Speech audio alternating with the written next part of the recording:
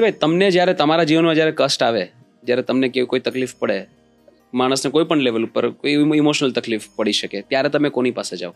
ક્યાંથી તમને ગાઈડન્સ મળે છે? પહેલું મારે ધર્મપત્નીને વાત કરું છું કે આ પરિસ્થિતિ છે, આ રીતની મારે મૂંઝવણ છે. અને બીજી જેની ઓરા, જેને આશીર્વાદ મને મોગલમાં મંદિર પાસે આવી થડા પાસે, યા તો હું ક્યાંય પણ હોય મનથી મને યાદ કરું છું, મોગલમાં યાદ કરું છું અને થોડાક જ સમયમાં મારી કષ્ટી દૂર થઈ જાય.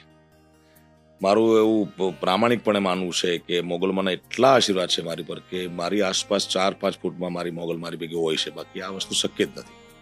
અને એવું કેટલાક કિસ્સાઓમાં મેં પ્રમાણ મને મળ્યું છે કે હું છું, ચિંતા ન કરતો. હા, એકાદો કિસ્સો કોઈ કહી શકો તો? Edwin vase Appu music director છે, અપ્પુભાઈ કરીને.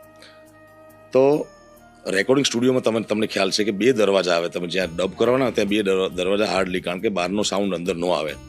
અમે લગભગ આજથી 11 વર્ષ પહેલા, 10 કે 11 વર્ષ પહેલા એડવિન વાઝ અપ્પુભાઈનું સંગીત અને દેવ્યાણ અમે રેકોર્ડ કરતા હતા. એટલે 2 દરવાજા હોય. એટલે દેવ્યાણ પૂરું થયું અને હું પગે લાગી માતાજી જયનાથ કરીને જેવો આમ દરવાજા બાજુ ગયો, એવો અપ્પુભાઈ પણ જોવે છે એમ દરવાજો આપોઆપ ખુલ્યો સ્ટુડિયોનો. જે દરવાજાને તમારે ધક્કો મારીને બંધ કરવો પડે, એ દરવાજો આપોઆપ ખુલ્યો. ત્યારે મને પ્રતીત થઈ કે મારી માતાજી મારી ભેગી જ છે. હું જ્યાં ગાઉં છું, હું સૂવું છું, હું રહું છું, કોઈ પણ પરિસ્થિતિમાં મારી મોગલ મારી સાથે હોય છે. જી.